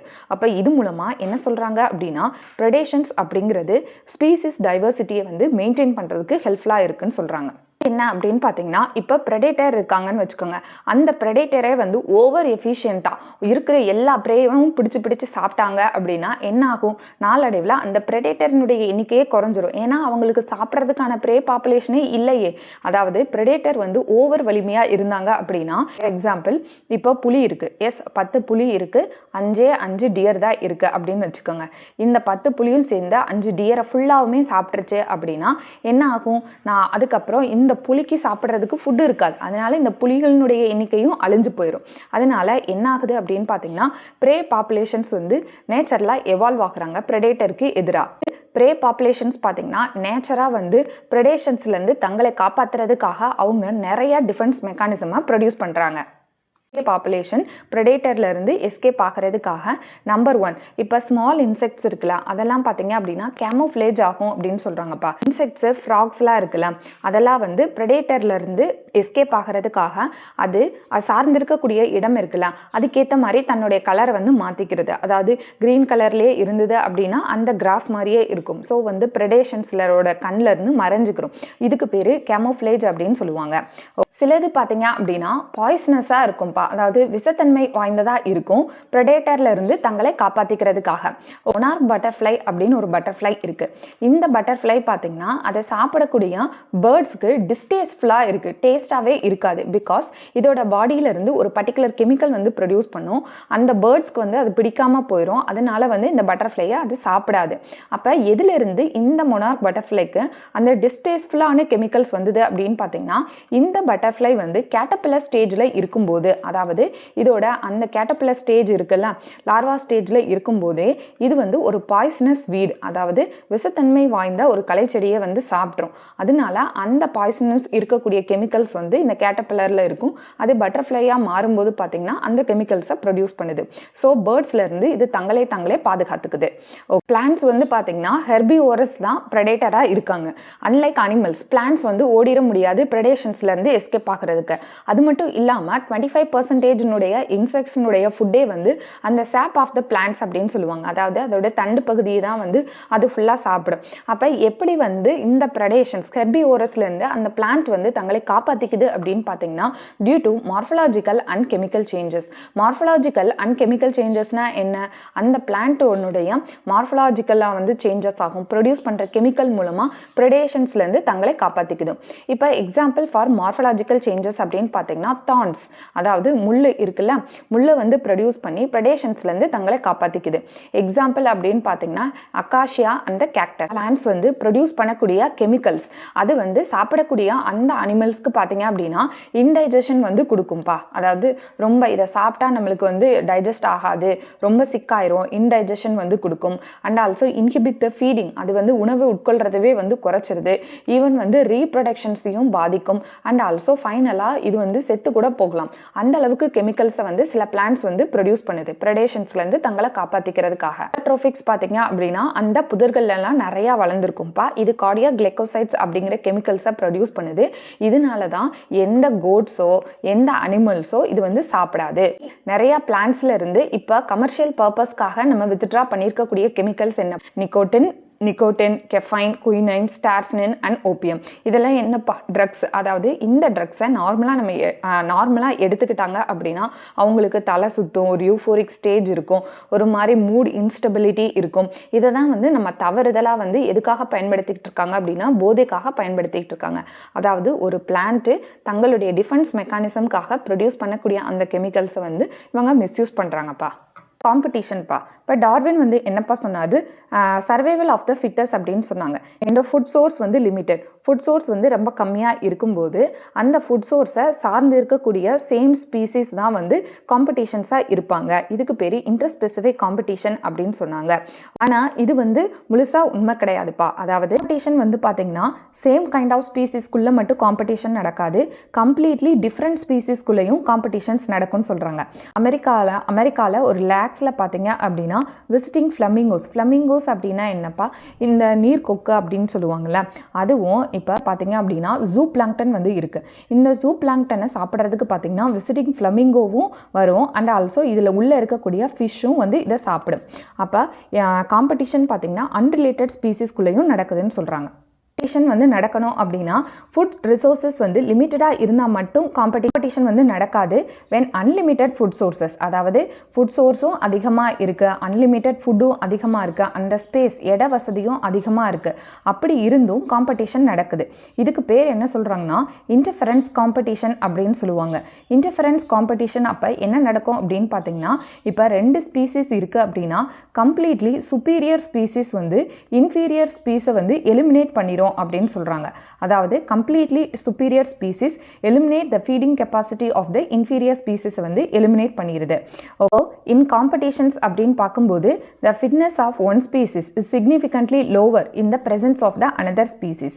அப்போ சர்வைவல் ஆஃப் த ஃபிட்டர்ஸ் வந்து அல்டிமேட்லி டேக்ஸ் பிளேஸ் ஆகுது அப்படின்னு சொல்றாங்க. அதாவது இதை வந்து லேப்ல எக்ஸ்பெரிமெண்ட் பண்றாங்கப்பா. காஸ் அண்ட் அதர் எக்ஸ்பெரிமெண்டல் ஈக்காலஜிஸ்ட் என்ன பண்றாங்க அப்படின்னா காம்படிட்டிவ் எக்ஸ்க்ளூஷன் பிரின்சிபல் அப்படிங்கிறத ப்ரொபோஸ் பண்றாங்க. எப்படி? State that two closely related species competing for the same resource cannot coexist independently and the completely inferior one will be eliminated eventually. அதாவது காஸும் அவருடைய மற்ற சயின்டிஸ்டும் பார்த்தீங்கன்னா லேப்ல ஒரு எக்ஸ்பெரிமெண்ட் பண்றாங்க. என்ன எக்ஸ்பெரிமெண்ட் அப்படின்னு பார்த்தீங்கன்னா, when limited resources ஃபுட் வந்து கம்மியாக வச்சிடறாங்க, அப்போ க்ளோஸ்லி ரிலேட்டட் ஸ்பீசிஸ்குள்ள காம்படிஷன் நடந்து கம்ப்ளீட்லி சுப்பீரியர் ஸ்பீசிஸ் வந்து இன்ஃபீரியர் ஸ்பீசிஸை எலிமினேட் பண்ணிருச்சு அப்படிங்கிறத லேப்ல வந்து சொல்றாங்க. பாஸ் சொன்ன மாதிரி கம்ப்ளீட்லி சுப்பீரியர் ஸ்பீசிஸ் இன்ஃபீரியர் ஸ்பீசிஸை எலிமினேட் பண்ணுறது நேச்சரில் வந்து பாசிபிள் இல்லை அப்படின்னு நமக்கு சொன்னாலும் அதுக்கான எவிடன்ஸ் வந்து இருக்குது அப்படின்னு சொல்கிறாங்கப்பா. என்ன அப்படின்னு பார்த்தீங்கன்னா, அது காம்படிஷன் எக்ஸ்க்ளூஷன் பிரின்சிபல் இயற்கையிலே நடக்கிறதுக்கு பாசிபிள் இல்லை அப்படின்னு சொன்னாலும் சில கேசஸில் இது வந்து நடந்திருக்குன்னு சொல்கிறாங்க. அதுக்கு எக்ஸாம்பிள் பார்த்தீங்கன்னா கலபாகஸ் ஐலாண்டில், அதாவது டார்வின் போனார்ல அந்த மாதிரி அந்த ஐலாண்டில் அபிங்னங் டாட்டாய்ஸ் அப்படிங்கிறது இருக்குது, ஆமைகள் வந்து இருக்குப்பா. அதில் கோட்டை போய் விட்டோன்னே என்னாச்சு அப்படின்னு பார்த்தீங்கன்னா ஆமை இனங்கள் வந்து கம்ப்ளீட்டாக அழிஞ்சு போயிருச்சு அப்படின்னு சொல்கிறாங்க. அப்போ கம்ப்ளீட்லி சுப்பீரியர் ஸ்பீசிஸ் ஆன கோட் என்ன பண்ணுச்சு அப்படின்னா, இப்போ ஆமை மெதுவாக நகர்ந்து அதனால எட்டுற அளவுக்கு தானே அதுக்குள்ள இந்த கோட் போய் சாப்பிட்றது. அப்போ ஆமை இனங்கள் வந்து அழிஞ்சிருச்சு அப்படின்னு சொல்கிறாங்க. அப்போ கம்ப்ளீட்லி சுப்பீரியர் ஸ்பீசிஸ் ஆன could eliminate the inferior species. பார்த்தீங்கன்னாப்பா காம்படிட்டிவ் ரிலீஸ். அது என்ன காம்படிட்டிவ் ரிலீஸ் அப்படின்னு பார்த்தீங்கன்னா, இப்போ சில ஆர்கானிசம்ஸ் பார்த்தீங்கன்னா ஒரு பர்டிகுலர் ரெஸ்ட்ரிக்டட் ஜியோகிராஃபிக்கல் ஏரியாக்குள்ளேயே தான் வாழும். ஏன் அதை விட்டு அதை க்ரோ பண்ண முடியல அப்படின்னா, அதை சுற்றி இருக்கக்கூடிய அதர் ஆர்கானிசம்ஸ் பார்த்தீங்கன்னா அதனுடைய வளர்ச்சியை தடுத்திருக்கும். வெதர் இப்போ இங்கேருந்து இந்த ஸ்பீசிஸ் வெளியில் வந்துச்சு அப்படின்னு பார்த்தீங்கன்னா ஒன்று வெளியில் உள்ளது இதை அடித்து சாப்பிட்றலாம். எஸ், அப்போ இந்த மாதிரி கண்டிஷன்ஸ்னால இது இந்த பர்டிகுலர் ஜியோகிராஃபிக்கல் ஏரியாக்குள்ளே மட்டும்தான் வாழும். ஓகேவா? அப்போ வெளியில் இருக்கக்கூடிய ஒரு ஆர்கானிசம்ஸ் இதனுடைய வளர்ச்சியை growth வந்து ரெஸ்ட்ரிக்ட் பண்ணுது. அப்பீஸ் பிரின்சிபல் பார்த்தீங்கன்னா கோனல்ஸ் எலிகன்ட் ஃபீல்ட் எக்ஸ்பெரிமெண்ட் இதை ராக்கி சீ கோட் ஆஃப் ஸ்காட்லாண்டில் வந்து பண்ணாங்கப்பா. அதாவது இப்போ ஒரு பர்னக்கல் கேத்தாமிலஸ் அப்படிங்கிறது உள்ளே இருக்குது. இது வந்து ரெஸ்ட்ரிக்டட் இந்த ஜியோகிராஃபிக்கல் ஏரியாக்குள்ளே தான் வாழுது. இதை சுற்றி பார்த்தீங்க அப்படின்னா பர்னக்கல் பலானஸ் அப்படின்னு சொல்லுவாங்க. இப்போ இந்த பர்னக்கல் பலானஸ் பார்த்தீங்கன்னா இந்த பர்னக்கல் கேத்தாமிலஸை வந்து க்ரோ பண்ண விடாமல் ரெஸ்ட்ரிக்ட் பண்ணியிருக்கு. அப்போ இவங்க என்ன பண்ணுறாங்க எக்ஸ்பெரிமெண்ட்டில், இந்த பர்னக்கல் பலானஸ் இருக்குல்ல அதை வந்து ரிமூவ் பண்ணிடுறாங்க. அந்த காம்படிட்டரை ரிலீஸ் பண்ணிட்டாங்க அப்படின்னா இந்த கேத்தாமிலஸ்னுடைய எண்ணிக்கை வந்து அதிகமாக வந்து க்ரோ ஆக ஆரம்பிச்சது. ஓகே, காம்படிட்டரை ரிலீஸ் பண்ணிட்டோம் அப்படின்னா அதோட ஜியோகிராஃபிக்கல் ஏரியா வந்து விரிவடையும் அப்படின்னு சொல்கிறாங்க. எல்லாம் பார்த்தீங்க அப்படின்னா ஹெர்பிவோரஸும் பிளான்ட்ஸும் தான் more adversely affected by competition than carnivores அப்படின்னு சொல்கிறாங்க. இது நீட் கொஷின்ஸில் கேட்பாங்கப்பா, நோட் பண்ணிக்கோங்க. ஓகே, நெக்ஸ்ட் வந்து பார்த்தீங்கன்னாப்பா இப்போ காஸ் வந்து காம்படிட்டிவ் எக்ஸ்க்ளூஷன் பிரின்சிபல் அப்படின்னு சொன்னார். எக்ஸ்க்ளூஷன் பிரின்சிபல்னா என்ன? when the food sources limited, அதாவது லிமிட்டட் ஃபுட் சோர்ஸ் இருக்கும்போது இந்த ஃபுட் சோர்ஸ்க்கு கம்பீட் பண்ணக்கூடிய சேம் ஸ்பீசிஸில் பார்த்தீங்கன்னா கம்ப்ளீட்லி சுப்பீரியர் ஸ்பீசிஸ் வந்து எலிமினேட் த இன்ஃபீரியர் ஒன். இப்படி தானே அவங்க சொன்னாங்க. அதாவது superior species eliminate, okay, completely superior species பார்த்தீங்கன்னா எலிமினேட் த இன்ஃபீரியர் ஸ்பீசிஸை வந்து எலிமினேட் பண்ணுது அப்படின்னு காஸ் சொன்னார்ப்பா. ஆனால் இதை வந்து யாருமே அக்செப்ட் பண்ணிக்கல. நேச்சரில் பார்த்தீங்க அப்படின்னா ஒரு ஸ்பீசிஸ் இன்னொரு ஸ்பீசிஸை எலிமினேட் பண்ணாது, ரெண்டுமே சேர்ந்து தான் வந்து கோ எக்ஸிஸ்ட் ஆகும். அதாவது எவல்யூஷன்ஸில் பார்த்தீங்கன்னா ரெண்டுமே சேர்ந்து தான் வந்து எவால்வேட் ஆகும் அப்படின்னு சொல்கிறாங்க. ரெண்டு ஸ்பீசிஸும் சேர்ந்து தான் வந்து கோ எக்ஸிஸ்ட் ஆகும் ரேதர் தேன் எக்ஸ்க்ளூஷன் அப்படின்னு சொல்கிறாங்கப்பா. அப்போ ரெண்டுமே சேர்ந்து எப்படி கோ எக்ஸிஸ்ட், ரெண்டு ஸ்பீசிஸுமே எப்படி வாழும் அப்படின்னு பார்த்தீங்கன்னா அதுக்கு பேர் என்ன சொல்கிறாங்கன்னா ரிஸ்க் பார்ட்டிஷனிங் அப்படின்னு சொல்கிறாங்கப்பா. இப்போ 2 ஸ்பீசிஸ் வந்து இருக்குன்னா ஒரு சிமிலர் கைண்ட் ஆஃப் ஃபுட்டுக்கு வந்து கம்பீட் பண்ணுறாங்க அப்படின்னா அவங்க 2 பேரும் பிரிச்சுப்பாங்க. அப்போ 2 ஸ்பீசிஸும் கோ எக்ஸிஸ்ட் ஆகும் அப்படின்னு சொல்கிறாங்க. இது எப்படி சாத்தியம் அப்படின்னு பார்த்தீங்கன்னா அதாவது அதோட ஃபீடிங் அண்ட் ஃபோரேஜிங் பேட்டர்னை வந்து ரெண்டுமே சேஞ்ச் பண்ணிட்டு 2 ஸ்பீசிஸுமே சர்வை ஆகும். இதுக்கு என்ன எக்ஸாம்பிள் சொல்கிறாங்க அப்படின்னா மார்க் ஆர்த்தூர் வந்து என்ன சொல்கிறாரு அப்படின்னு பார்த்தீங்கன்னா 5 க்ளோஸ்லி ரிலேட்டட் ஸ்பீசிஸ் ஆனால் பேர்ட்ஸ் வார்ப்லர் அப்படிங்கிறது பேர்ட்ஸ்ப்பா. இப்போ ட்ரீல வந்து 5 பேர்ட்ஸ் பார்த்தீங்கன்னா ஒரு பர்டிகுலர் சேம் ட்ரீலே வாழுது. அது எப்படி அப்படின்னா ஒவ்வொருனுடைய ஃபோரேஜிங் பேட்டர்ன் வந்து டிஃபராக இருக்குது. ஒரு குருவி சீடை சாப்பிடுது, ஒரு குருவி லீஃபை சாப்பிடுது, ஒரு குருவி வந்து பார்த்தீங்கன்னா ஃப்ரூட்டை சாப்பிடுது. ஓகே, அந்த மாதிரி 5 பேர்ட்ஸ் பார்த்தீங்கன்னா அதோட ஃபீடிங் எபிலிட்டியை வந்து மாற்றிக்கிட்டு எல்லாமே வந்து சேர்ந்து தான் கோ எக்ஸிஸ்ட் ஆகுது அப்படின்னு சொல்கிறாங்க. இன்ஃபீரியர் ஒன் அதாவது சுப்பீரியர் ஒன் வந்து இன்ஃபீரியர் ஒன்னை எலிமினேட் பண்ணலை அப்படிங்கிற காஸ் என்ற கருத்தை வந்து ப்ரூவ் பண்ணிட்டாங்க. நெக்ஸ்ட் வந்து பார்த்தீங்கன்னாப்பா பேராசைட்டிசம். இப்போ இது ஸ்டில் நவ் நம்ம என்னப்பா பார்த்துருக்கோம், ப்ரெடேஷன் அப்படிங்கிறதுல ஒருத்தவங்க கெயின் பண்ணாங்க, இன்னொருத்தவங்க லூஸ் பண்ணாங்க. இதை தான் நம்ம ப்ரெடேஷன் அப்படின்னு சொன்னோம். நெக்ஸ்ட் காம்படிஷன்ஸில் பார்த்தீங்கன்னா 2மே வந்து லூசராக இருந்தாங்க, அவங்க வந்து காம்படிஷன். அடுத்து நம்ம பார்க்குறது பார்த்தீங்கன்னா பேராசைட்டிசம். பேராசைட்டிசமில் ஒருத்தவங்க வந்து கெயின் பண்ணுறாங்க, இன்னொருத்தவங்களும் லூஸ் பண்ணுறாங்க, லைக் ப்ரெடேஷன்ஸ் மாதிரி. அதை தான் பேராசைட்டிசம் அப்படின்னு சொல்லுவாங்க. ஓகே, இப்போ பேராசைட்டிசம் அப்படின்னா என்ன? இன்ட்ராக்ஷன். இந்த பேராசைட்டிசம்ல பார்த்தீங்கன்னா one of the partners is benefited because it resides outside or inside the body of the host and gets free accommodation and food while the host is affected due to loss of nutrients. இதுல இருந்து என்னப்பா சொல்றாங்க? Parasite அப்படின்னா என்ன? தங்குறதுக்கும் திங்கிறதுக்கும் free இப்படின்னு வச்சுக்கோங்க. அதாவது அந்த பேராசைட் பார்த்தீங்கன்னா ஹோஸ்ட்டில் ஃப்ரீயாக வந்து தங்கிப்பாங்க, ஹோஸ்ட்டில் உள்ள ஃபுட்டை எடுத்து சாப்பிட்டுக்கிறோம். எஸ், அது வந்து உள்ளேயும் இருக்கலாம் வெளியும் இருக்கலாம் அந்த பேராசைட். ஓகேவா? அப்போ இது ஹோஸ்ட்டுக்கு வந்து கண்டிப்பாக இப்போ நம்ம என்ன சொன்னோம், பேராசைட்னா ஒருத்தவங்க கெயின் பண்ணுறாங்க இன்னொருத்தவங்க லூஸ் பண்ணுறாங்கன்னு சொன்னோமா. இதில் கெயின் பண்ணுறவங்க யார் அப்படின்னா பேராசைட், லூஸ் பண்ணுறவங்க யாருன்னா ஹோஸ்ட். ஏன்னா ஹோஸ்ட்டுக்கு தேவையான நியூட்ரியன்ஸ் இப்போ நம்ம குடல்லே பார்த்தீங்கன்னா குடல் புழுக்கள்லாம் இருக்கும்ல, அது பார்த்தீங்கன்னா நமக்கு தேவையான நியூட்ரியன்ஸை அது உறிஞ்சி அது நல்லா வந்து க்ரோ ஆகிக்கும். நமக்கு வந்து பார்த்தீங்கன்னா அது வந்து லூசர். ஓகேவா?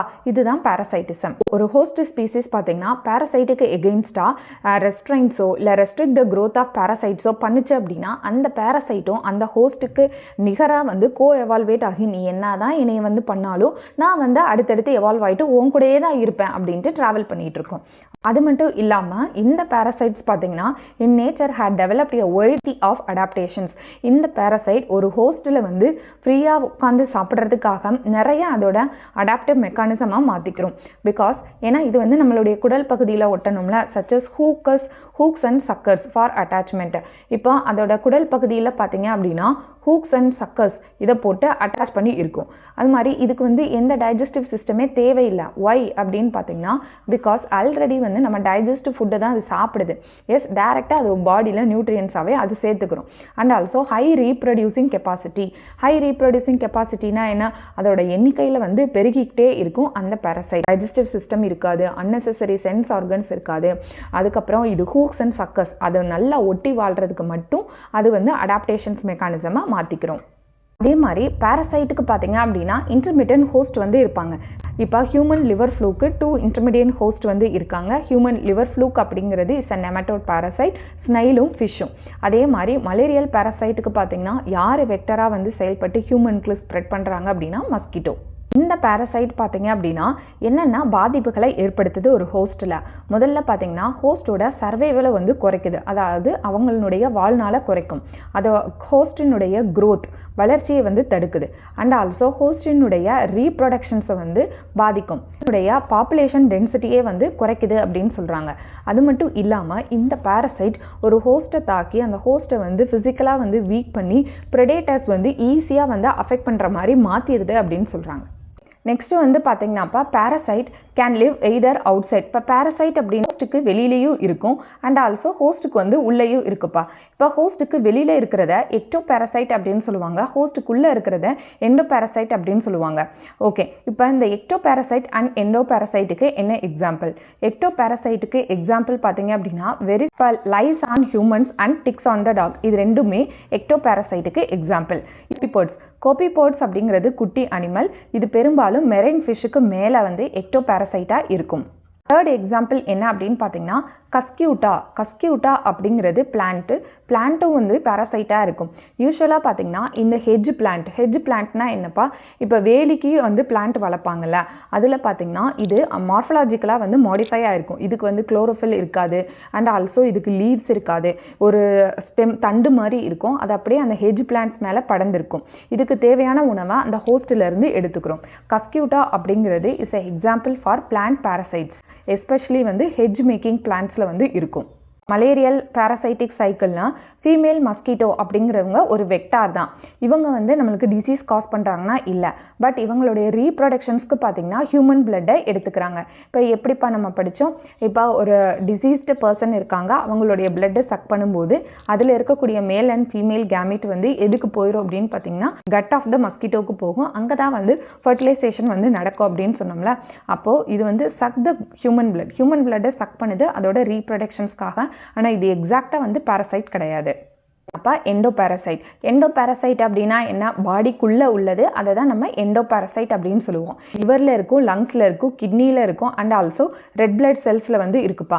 இதோட லைஃப் சைக்கிள் பார்த்தீங்கன்னா மோர் காம்ப்ளிகேட்டடாக இருக்கும், பட் இதோட மார்ஃபலாஜி பார்த்தீங்கன்னா ரொம்ப சிம்பிளாக இருக்கும்னு சொல்கிறாங்க. ஆமாம், அதுக்கு தான் எதுவுமே தேவையில்லையே, நம்மளே ஃபுல்லாக டைஜஸ்டிவ் ஃபுட்டு தானே கொடுக்குறோம். ஸோ மார்ஃபலாஜிக்கல் வந்து ரொம்ப சிம்பிளாக இருக்கும், பட் ஹை ரீப்ரொடக்டிவ் அடாப்டேஷன்ஸ் வந்து இந்த எண்டோபேரசைட் வந்து வச்சுருக்குன்னு சொல்கிறாங்க.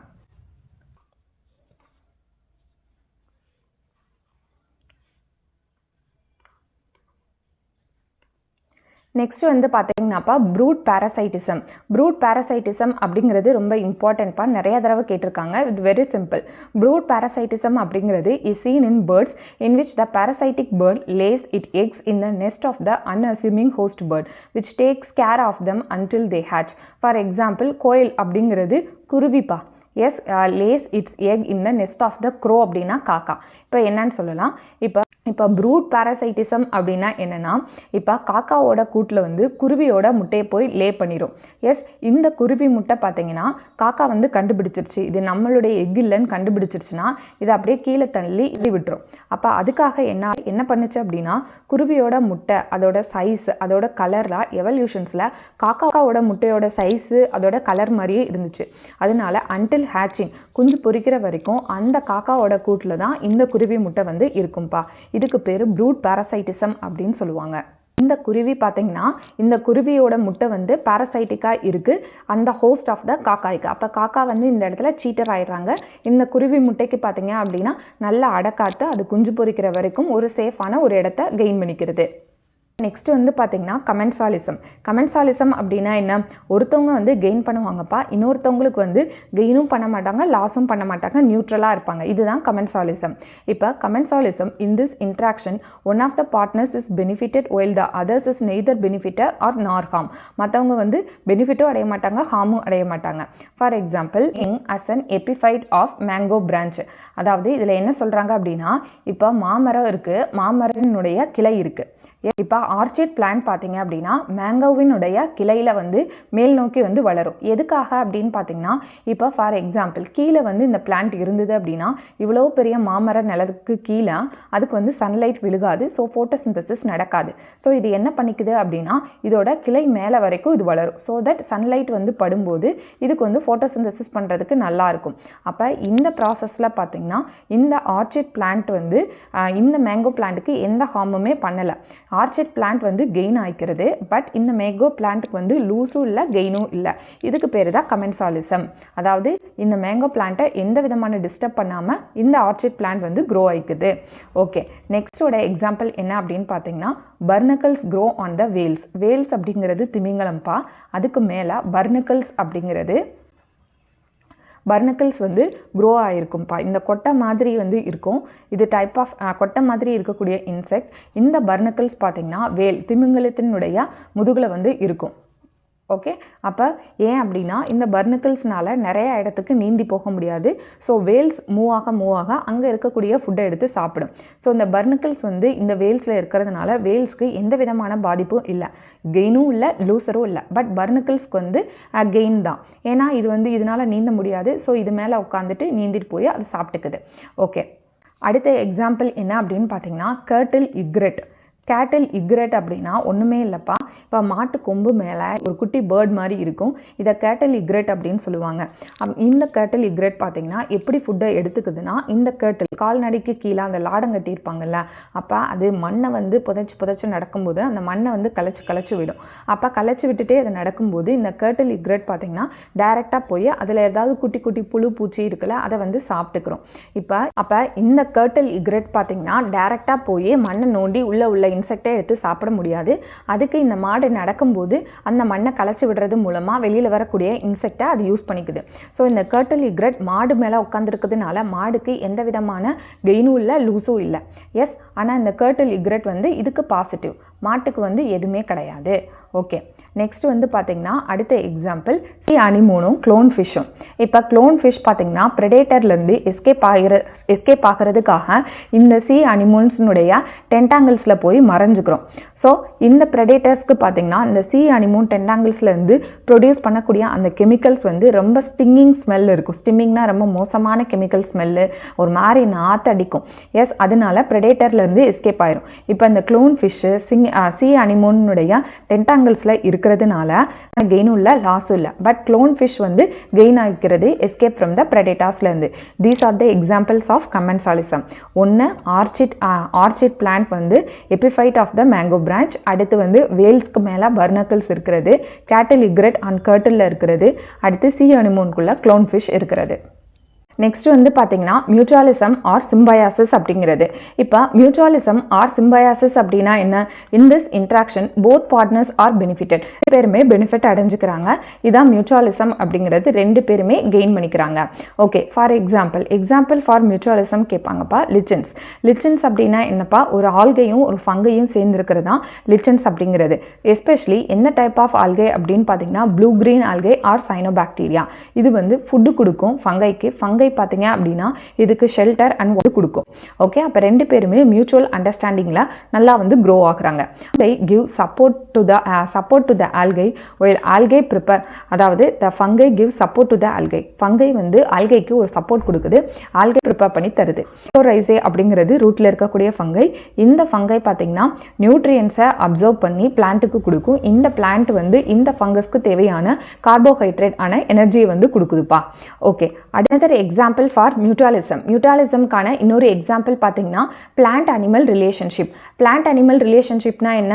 இப்போ ஒரு பிளான்ட் வந்து பாலினேஷன் பண்ணுறதுக்கு அனிமல்ஸ் வேணும், கண்டிப்பாக இன்செக்ட்ஸ் வேணும், அண்ட் ஆல்சோ சீட் டிஸ்போசல் பண்ணுறதுக்கும் அனிமல்ஸ் வேணும். அதுக்கு அந்த அனிமல்ஸ்க்கு பார்த்தீங்கன்னா பிளான்ட் ஏதாவது ஒரு ரிவார்ட் கொடுத்தா தான் அந்த அனிமல்ஸ் வந்து வரும்.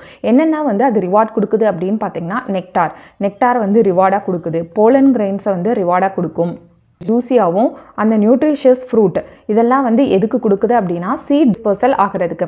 ஸோ இந்த நெக்டார், போலன் கிரெயின்ஸ், இந்த ஜூஸி ஃப்ரூட்டு இதெல்லாம் வந்து எதுக்கு கொடுக்குது அப்படின்னு பார்த்தீங்கன்னா அனிமல்ஸ்க்கு வந்து ஒரு ரிவார்டாக கொடுக்குது. அப்போ தான் வந்து இதனால் போலினேஷன் பண்ண முடியும் அப்படின்ட்டு. ஆனால் இதுலேயும் நிறையா சீட்டர்ஸ் வந்து இருக்காங்கப்பா. என்ன சீட்டர்ஸ் அப்படின்னா சில இன்செக்ட்ஸ் வந்து அதோட நெக்டார், போலன் கிரெயின்ஸை மட்டும் எடுத்துக்கிறோம், அதுக்கு போலினேஷன்ஸ்க்கு வந்து ஹெல்ப்ஃபுல்லாக இருக்காது. பார்த்தீங்கன்னா சிலது வந்து சீட்டர்ஸாக இருக்கா, அப்போ அதுக்கேற்ற மாதிரி ஃப்ளார்ஸ் வந்து எவாலுவேட் ஆனாதான் பாலினேஷன்ஸ் நடக்கும். அப்போ பிளான்ட்டும் இந்த அனிமல்ஸும் பார்த்தீங்கன்னா கோ எவால்யூஷன் நடக்குது அப்படின்னு சொல்கிறாங்க. எக்ஸாம்பிள் ஃபார் மியூச்சுவலிசம்க்கு வந்து ஃபிக் அண்ட் வாஸ்ப் அப்படிங்கிறது புழுப்பா, ஃபிக் அப்படிங்கிறத அத்திப்பழம். இப்போ இந்த அத்திப்பழத்தில் இருக்கக்கூடிய ஃப்ளார்ஸ் வந்து பாலினேஷன் பண்ணுறதுக்கு கண்டிப்பாக வேணும். இந்த வாஸ்ப்பு பார்த்தீங்கன்னா எக் லே பண்ணுறதுக்கு இந்த ஃப்ளாரை வந்து பயன்படுத்திக்குது. அப்போ இந்த வாஸ்ப்பு வந்து பார்த்தீங்கன்னா இந்த வாஸ்ப்புங்கிறது புழு. இந்த புழு பார்த்தீங்கன்னா அது சூட்டபிளான எக் லேயிங் சைட்டை அது ஒவ்வொரு ஃப்ளாராக வந்து போய் தேட அதில் ஏதாவது போலன் கிரெயின்ஸ் உட்கார்ந்துருக்கும்ல, அது மூலமாக தான் பாலினேஷன்ஸ் வந்து இந்த ஃபிக் ட்ரீல இருக்கக்கூடிய ஃப்ளார்க்கு வந்து நடக்கும். வந்து பாலினேஷன் பண்ணுறதுக்கு வாஸ்ப் வந்து ஹெல்ப்ஃபுல்லாக இருந்துச்சு. அதுக்கான ரிவார்டாக வந்து இந்த ஃப்ளாரில் இருக்கக்கூடிய சீட்ஸை வந்து அது க்ரோயிங் லார்வாவுக்கு வந்து கொடுக்குது. அவ்வளோதான். எக்ஸாம்பிள் ஃபார் மியூச்சுவலிசம் அப்படின்னு பார்த்தீங்கன்னா ஆர்ச்சிட் ஃப்ளார்ப்பா. இந்த ஆர்ச்சிட் ஃப்ளாரினுடைய பெட்டல்ஸ் இருக்குது பார்த்தீங்களா, அது வந்து பீஸ் அண்ட் டில்ஸ், அதாவது தேனி அண்ட் வண்டு இதை வந்து கவரக்கூடிய வகையில் வந்து இருக்கும். அப்படி அட்ராக்ட் பண்ணுற வகையில் இருந்தால் தான் இதுக்கு வந்து ரைட் பாலினேட்டர் வந்து கிடைப்பாங்க, பாலினேஷன்ஸ் வந்து நடக்கிறதுக்கு. ஆனால் அதாவது மெடிடேரியன் ஆர்ச்சிட் அப்படின்னு சொல்லுவாங்க. அவங்க வந்து ஊஃபிஸ் எம்ப்ளாயிஸ், அதாவது செக்ஸ் டிசிட், அதாவது மெடிடேரியன் ஆர்ச்சிட் ஃப்ளார் பார்த்தீங்க அப்படின்னா அதோட ஒரு பெட்டல் வந்து எப்படி மாறி இருக்கும் அப்படின்னா ஃபீமேல் பீ இருக்கலாம், அதாவது பெண் தேனி இருக்கலாம், அதுக்கு அதோட சைஸு, கலரு, அதோட மார்க்கிங்ஸ் அந்த மாதிரி மாறி வந்து வச்சுருக்கோம். அப்போ இது ஃபீமேல் பீ தான் அப்படின்னு நினச்சிட்டு மேல் பீ என்ன வந்து பண்ணுவோம் அப்படின்னா இதுக்கு வந்து இந்த இடத்துல கப்புலேஷன்ஸ் வந்து நடக்கிறதுக்கு ட்ரை பண்ணும். ஆனால் இது வந்து உண்மையான ஒரு ஃபீமேல் பீ கிடையாது. அப்போ இந்த டைப் ஆஃப் கப்புலேஷனை என்ன சொல்கிறாங்க அப்படின்னா சூடோ கப்புலேஷன் அப்படின்னு சொல்லுவாங்க. அப்போ இந்த கப்புலேஷன் ப்ராசஸ் நடக்கும்போது என்ன ஆகும், இந்த மேல் பீல ஒட்டியிருக்கக்கூடிய பொலன் கிரெயின்ஸ் பார்த்தீங்கன்னா இந்த ஃப்ளாரில் விழுந்து இதில் பொலினேஷன்ஸ் நடக்கும். அப்போ இந்த மேல் பீ பார்த்தீங்கன்னா இது நம்ம ஃபீமேல் பீ கிடையாது அப்படின்ட்டு சம்மதர் ஆர்ச்சிட் ஃப்ளாருக்கு இதே மாதிரி அட்ராக்ட் பண்ணி போகும்போது அங்கேயும் பொலினேஷன்ஸ் வந்து நடக்கும். இதில் பார்த்தீங்கன்னா இந்த ஆர்ச்சிட் ஃப்ளார் வந்து இந்த மேல் பீயை வந்து சீட் பண்ணிடுறாங்க, அதாவது இவங்களை வந்து ஏமாற்றி பாலினேஷன்ஸ்க்கு வந்து பயன்படுத்திக்கிறாங்க. இப்போ பாருங்க, இப்போ ஆக்சுவலாக இருக்கக்கூடிய ஃபீமேல் பீ எவல்யூஷன்ஸில் ஃபீமேல் பீயினுடைய கலரு ஷேப்பு ஏதாவது மாறிடுச்சு அப்படின்னா இந்த ஆர்ச்சிட் ஃப்ளாரினுடைய இந்த பெட்டல்ஸினுடைய கலரும் ஷேப்பும் மாறி ஆகணும். ஓகே, அப்போ தானே இதில் வந்து பாலினேஷன்ஸ் நடக்கும். இதுதான் கோ எவால்யூஷன் அப்படின்னு சொல்கிறாங்க. Friends, that's all about organisms and population. இந்த வீடியோ உங்களுக்கு பிடிச்சது அப்படின்னு நினச்சிங்கன்னா மறக்காமல் நம்ம சேனலை சப்ஸ்கிரைப் பண்ணுங்கள். வீடியோ பிடிச்சா லைக் பண்ணிடுங்க, உங்கள் ஃப்ரெண்ட்ஸ்க்கு இதை ஷேர் பண்ணுங்கள். தேங்க்யூ ஃபார் வாட்சிங் அவர் சேனல்.